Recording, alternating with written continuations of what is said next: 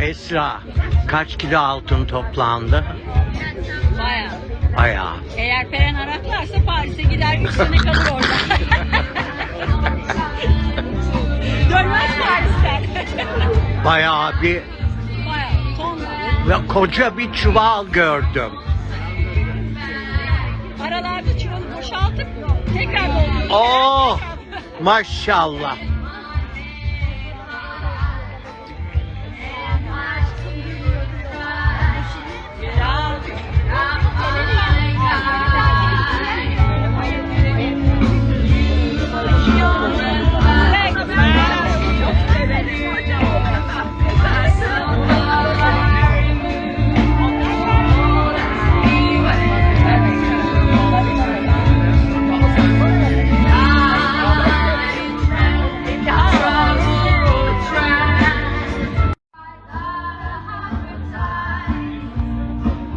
Üşümüyor musun?